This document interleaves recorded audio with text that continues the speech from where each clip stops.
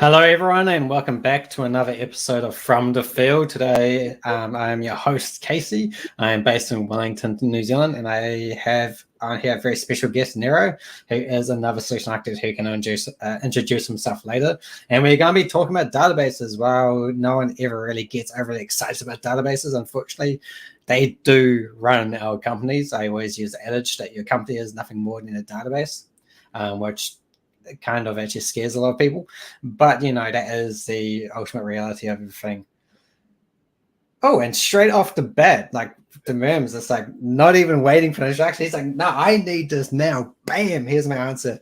Well, we're more than happy to accommodate. So the memes, when I need to increase my database capacity, I just create a new Excel spreadsheet. That is true. Awesome. A lot. Sorry, you got Nero? That's awesome. Yeah, so many companies run off Excel. Like, it is insane. Like, whole companies like do forecasting and everything on it, and I'm just like, how does this even, like, how do you still exist? And then I go see a few other what was it? Let's just say I won't name the particular area, but they still share content through FTP. Not even secure FTP, just FTP. Like, their arrangement is that at this time a document will appear, and at this time it'll be deleted. And I'm kind of like, that's some archaic stuff. Anyway, Can't blame him. I'll be honest, I'm guilty of using a spreadsheet. You start there and it's suddenly the thing everyone's using, and it can go. It happens. And I've seen some really amazing spreadsheets. Like, some Excel spreadsheets that like have no business being an Excel spreadsheet. They're pretty much like a fully functioning program in themselves, and like, to have all of the things you can tweak and just like get outputs from. I actually think that I know that's these building companies that function off spreadsheets. They put in all the different options, and it outputs a quote at the end, and also it also outputs all of the materials that need to be brought, such as ovens and stuff like that. It's quite intense. Whatever works, right? Pretty much. So anyway, I think we got off topic for way too long. Oh yes, Microsoft Access. Oh, I love Microsoft Access. Started programming on for the when I was first getting into programming. I think Microsoft Access has been like discontinued, right? They're no longer updating it. Not too sure, but on that topic though, since we are on Size Your Database with Confidence, I actually hit this case a few weeks ago. And so to our viewer, they're talking about it. There is actually now a process where you can update Access to then talk to SQL Server in the back end. So you can still use your forms and your logic in Access, but it effectively unlocks multi-user a database in the back end. Have a look. It might be a nice first step. Oh, that's interesting. I didn't realize that you could ever get access to talk to SQL Server. That's cool. Yeah, look it up. Any of those old database technologies and trying to modernize them is an absolute nightmare. So yeah, I do commiserate with you on that front, especially when you're doing the DB2, like IBM DB2s. It's just like nothing is out there that really helps you too much. You just have to kind of muddle through it. Nice. Can't say I've touched that, but I'll take your word for it.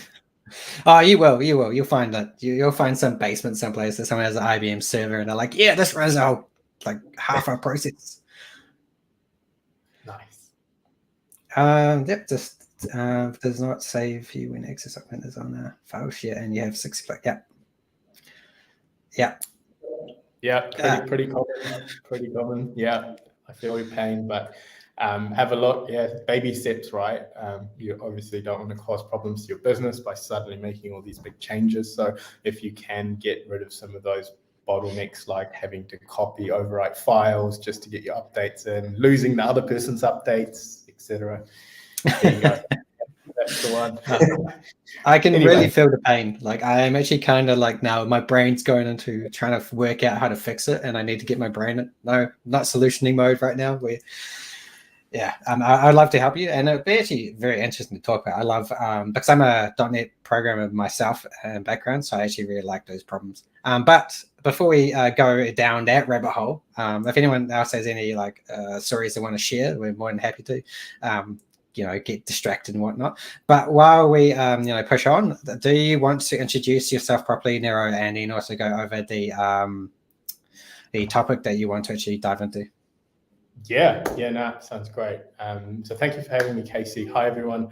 My name's Nero. I'm a Senior Solutions Architect here at AWS. I primarily work with customers that are on the journey to adopting cloud, helping them take those steps, etc.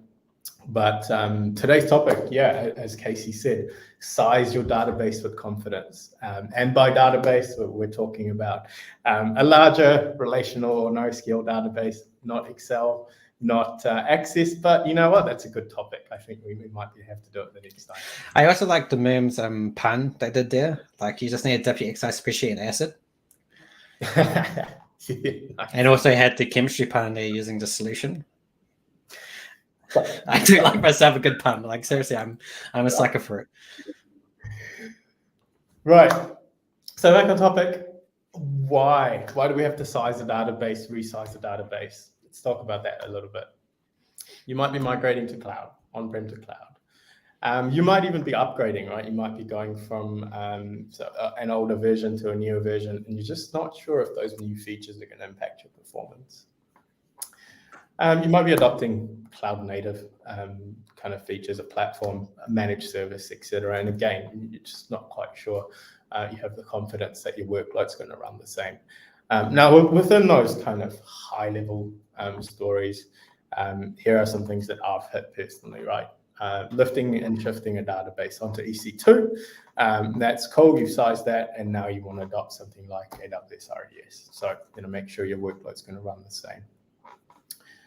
You might be on RDS, you might be looking to adopt a serverless database, so Aurora Serverless or something like that. The paradigm completely changes in terms of the things that you need to think about. So again, how do you get that confidence? How do you manage your stakeholders to say you've done enough to give them confidence that this is going to work?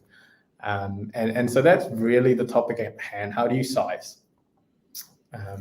And more specifically, when you're talking about a migration, you normally have most organizations would either have SQL Server or Oracle databases someplace squirreled away, and those are core-based licensing. So when you are moving to RDS or EC2, depending on your licensing constraints, you want to make sure, obviously, that the server size that you've selected, will run the workload appropriately, especially since a lot of your on-prem or private clouds or whatnot will have older generation CPUs. So you might be able to get away with like fewer CPUs and then, drop some of the licensing considerations or free it up for like your main server or main production database.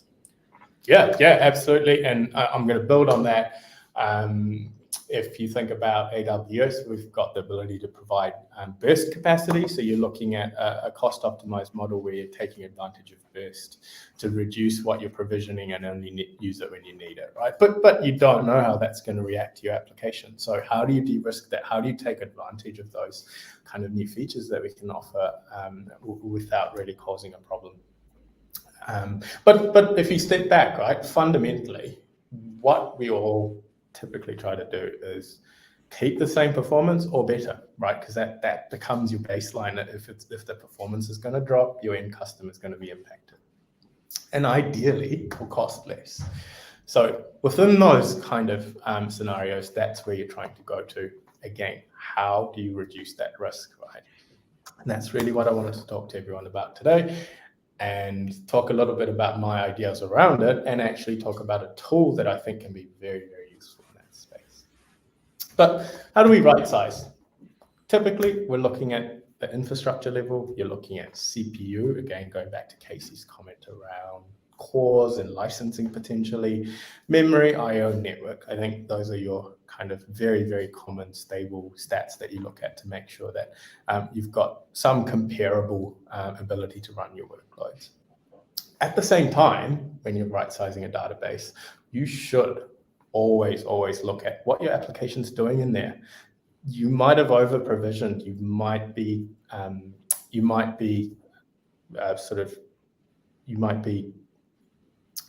catering for performance problems by just having additional RAM and CPU. Missing indexes, it's so common. I can't tell you how common that is, where either I've missed putting an index on when I was actually developing a system, or I found that when someone else was running it. Very common. But I'm sure you all have your war stories around what you found when you actually start diving into an existing production database that appears to be running fine, but you can make it better. So two kind of aspects of what you should be looking at when you right size. But again, link it back down to you can do as much work as you can around matching these. How do you de-risk it? How do you tell your stakeholders you've tested this? And I would say that the application and database level characteristics are where you should start are the most important, and these two are linked. For example, in most relational databases, a high CPU workload will generally mean that you are overusing joins and aggregations. High memory generally could be that your working set is too large and your indexes are forcing it out. So you have a working set contention right there. And you're talking about lock-in contentions, that would be either characterized by low IOPS or high IOPS, depending on where that is impacting. And yeah, so there's I'd always say start at the application database level, and then the infrastructure after that, because they tend to be quite interconnected. Yeah, absolutely, Casey. Hit the nail on the head there. I'm a big fan of looking at it, but I'm also pragmatic in the sense that, let's say the scenario is that you've got a unsupported version of your database, right? It's time to upgrade. It hasn't been done because everyone's worried about it. You're not always going to have the luxury of being able to fix bad code or bad SQL or anything like that. So you might to just cater for what it's doing at the moment. But absolutely, if you can always look at it, it's only going to give you better results. Yeah, the whole ROI and throw money in it solution. You have to love it. It's very effective. Yep. So what can we do to reduce that risk, right? If you're moving, if you're upgrading, whatever it is, typically I've seen manual testing. So you can restore a backup and log into that server and make sure that it's actually working in terms of corruption and stuff like that. You could try using some synthetic load testing, right? Because you're just trying to make sure that it's actually going to respond in the same way. But at the end of the day, a synthetic load test is not going to replicate your production workload. That might be running some completely different join, as Casey said before. And lastly, recreating your production workload.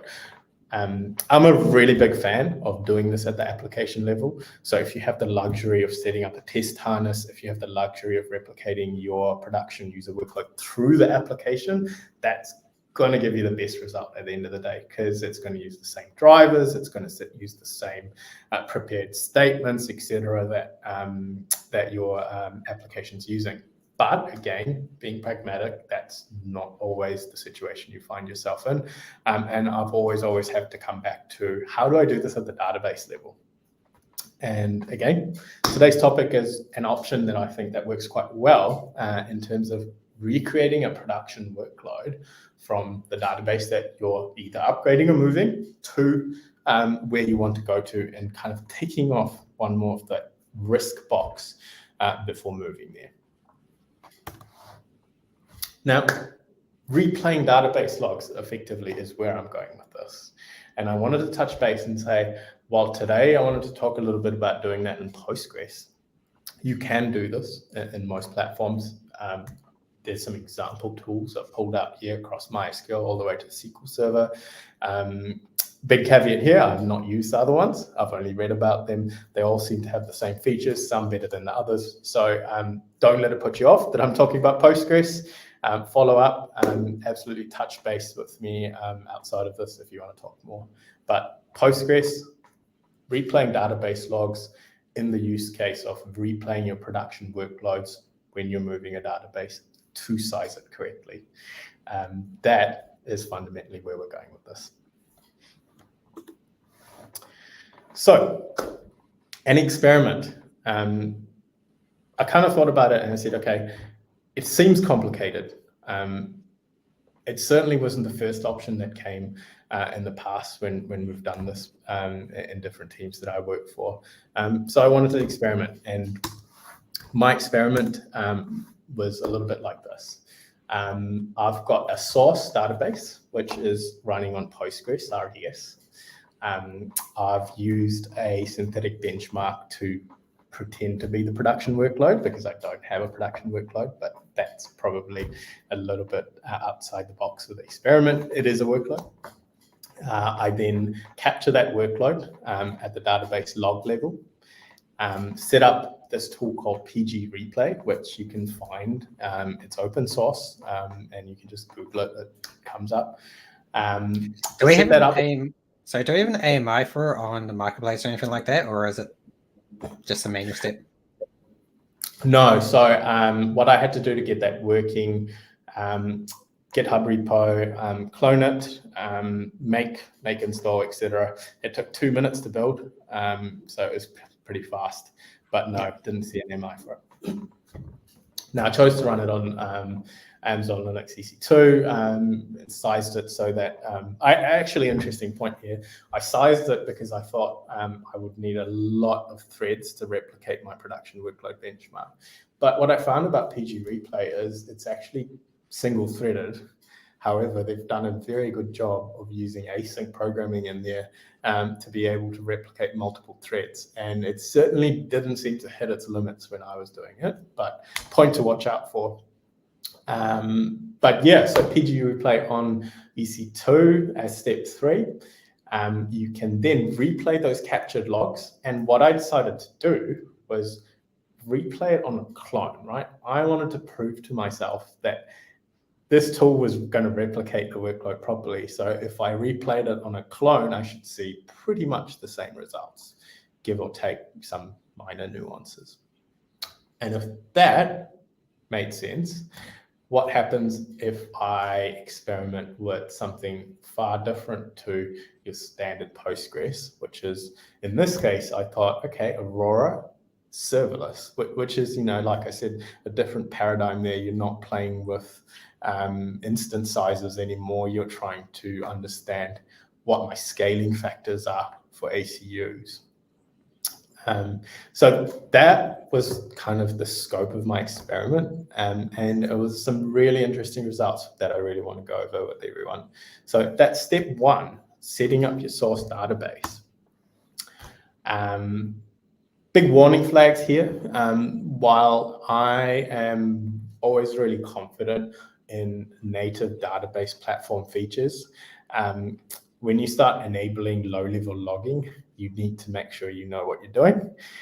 So I want to just make a point to all the cowboys like Casey out there: don't turn this on in production without thinking about it.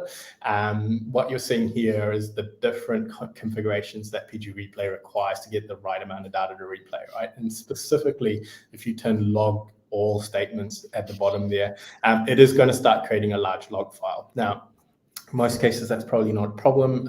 Be aware of the size, etc. But if you have an under-provisioned server already that's struggling with, let's say, IOPS, and you start turning this on, it could have a severe impact on it. So be careful, have a look, red warning flag, don't be like Casey. I don't know why you wanted to throw me under the bus consistently. I've only killed one production database.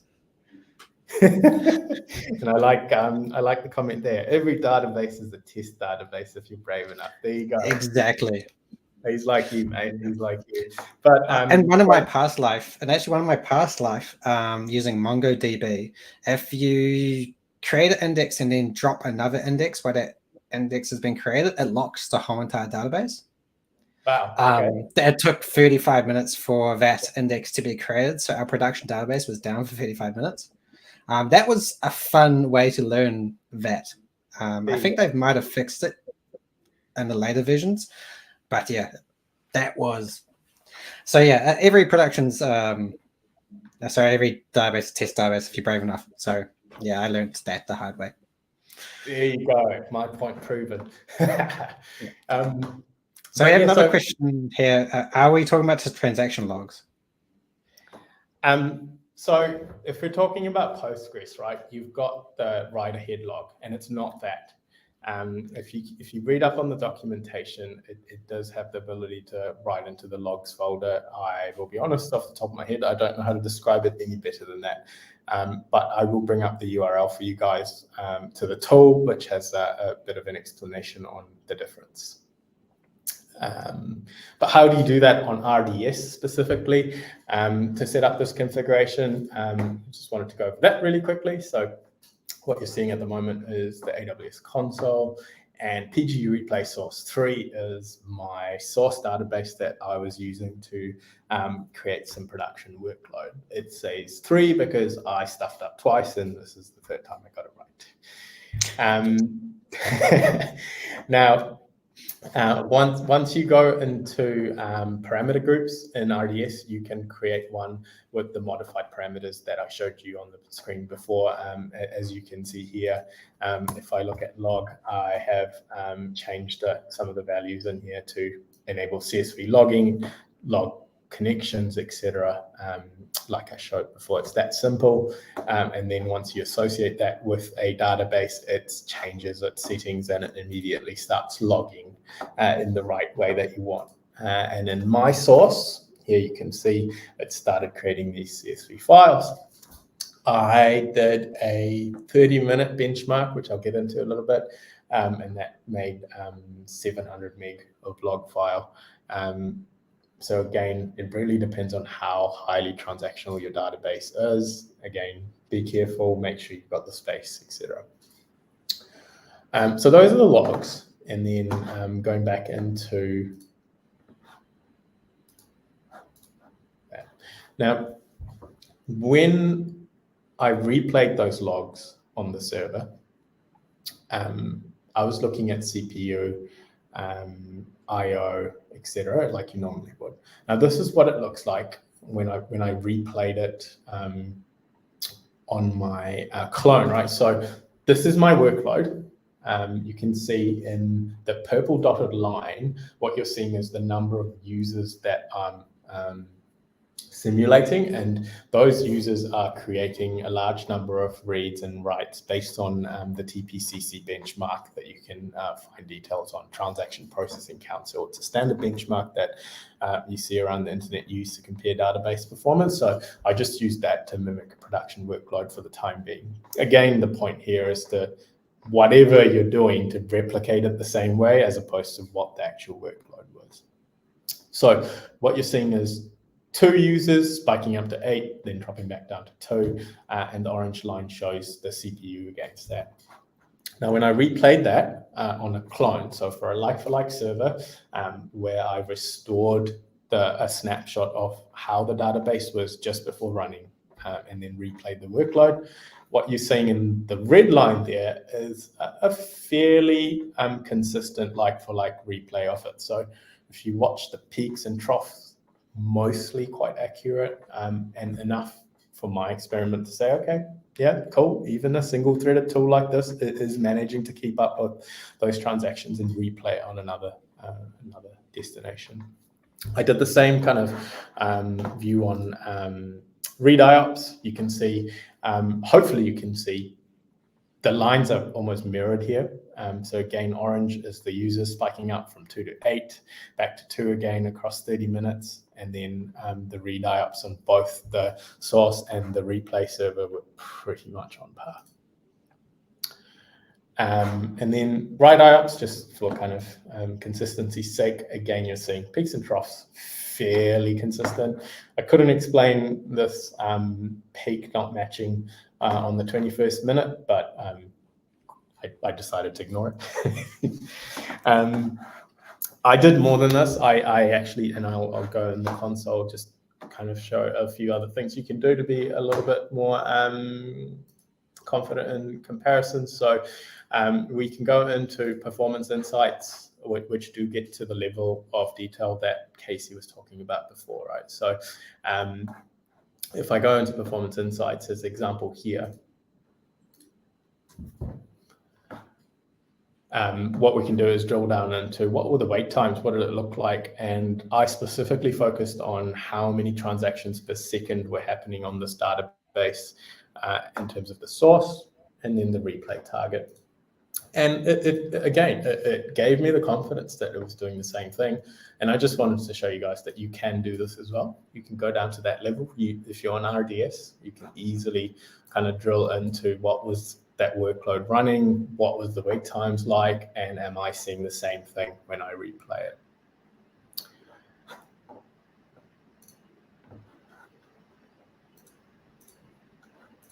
So at that point, at that step, what I found out was this is working, right? This is giving me the confidence that this could really be a tool that I can use.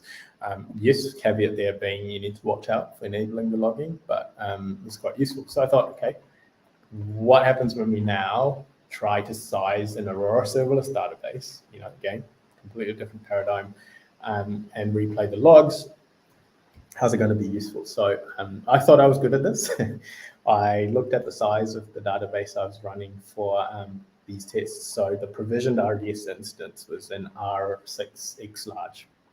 I looked at the CPU, RAM profile, etc. I looked at my spike, and I came up with what happens if I start with 0.5 ACUs and I let it spike up to, I think it was 16 or 32. And what happens if I replay these logs, right? This is exactly what it would be like if I was suggesting to the company that we should move to serverless, right? Take the benefits of being able to scale down to almost zero, because if your workload's not being used overnight, that could be a real big cost saving. But, how do I tell them that this is going to work? In this case, it didn't, but it proves the point that the tool is quite useful and flexible. So that was an interesting result, right? I replayed this, and this is what it would look like. I'll show you guys a little bit. The first indication that something went wrong was PG Replay has an interesting output, which I wanted to show everyone. So what you're seeing here is the compiled program. Compiled program output. What you're seeing here, PostgreSQL log. So that's that 700 meg log file that I've moved over here. Now, PG Replay has the ability to convert that into a binary file, so it's a little bit more efficient when it's replaying. And then I've got the output by running it a number of times. Now, target one out is when I did my kind of baseline test to see if replaying it on the same type was accurate. And if we look at what that showed me, it told me that it replayed that 30-minute workload in 30 minutes and 9 seconds. So effectively, it's saying there was a lag of 12 seconds. And it gives you some good stats on, 99 percentile in terms of how long the latency of your SQL statements were, etc. Now, where I went wrong with my sizing is really clear on Aurora serverless, right? When you look at the output of this. First of all, it took 57 minutes to run. So replicating a workload that should have finished in 30 minutes took 57. I've clearly undersized it. And while it may not seem large, there are some queries that fell into the 0.1 and 0.5 second latency mark, which wasn't there in the other one. So big difference, right? And you can drill into all of this using performance insights. And this is a very basic test and a replication, but I think it proved a point to me, at least, especially going from provision to serverless in terms of a database, that this could be really useful, right? This would have saved me doing what Casey did probably last week, even though he pretends that was a few years ago, and bringing up a workload with some settings that just were not going to work. So yeah, that was my little experiment that I wanted to talk to everyone a little bit about. I think PG Replay specifically for Postgres can be a very, very cool tool that you might be able to make use of in the right cases. But obviously the same idea and functionality is available even for NoSQL, right? So Mongo's got that built in a tool to replay the logs. Cassandra does as well. So not just limited to relational databases, you can use the same ideology for NoSQL as well. Reduce the risk, size your database correctly, and hopefully save some costs. That was it, team, but I did want to reiterate a few things. One, again, don't be a cowboy. Please make sure you check your production database, time it, have an outage period to change the settings so you know for sure you're not going to impact your users, and watch out for that log file size. PG Replay's GitHub repo also has 1 or 2 warnings around what it can't replicate. So query statements that use binary things, etc. So be aware of that. But yeah, outside of that, amazing to talk to you guys about it. Any questions, happy to chat through. If you guys have a use case you want to talk about, reach out to me on LinkedIn, add me, happy to chat as well. Casey, did you have any questions? Did you have any thoughts? Thought wise, like this is really the first time that I've actually dived deep into replaying logs, so that's definitely something that's been added to my tool belt, and I will be recommending to a couple of my customers that I know that are wanting to look into serverless, because as you did, when you go from paradigm to paradigm, it's really difficult. Even just going from Postgres RDS to Aurora Postgres, that's still a bit weird. It's a bit flaky, but yeah. I was really happy. Like the Merms kept those those one-line zingers coming. That was awesome, and I really liked the interaction that this generated, which is I didn't expect from a database one. And yeah, it looks like today is going to be a short one. We normally do run through for another extra 15 minutes, but I'm not going to bore everyone for another 15 minutes to just get to that point. So unless someone has anything they want to dive into or go into, then yeah, we'll just call it there. And there is the AWS New Zealand technical community. It's a LinkedIn group. So if you want to suggest or want us to cover off our experiences with certain topics, then yeah, just go there and put a suggestion in, just join the group. And yeah, just if you also want to talk about or just catch up with any of us, the hosts or any of the guests from the field. But with that, I would say thank you very much, Nero, and to everyone that's watching for your time and sharing your expertise. Amazing. Thank you, team. Have a good one. Cool. Have a nice one. See you.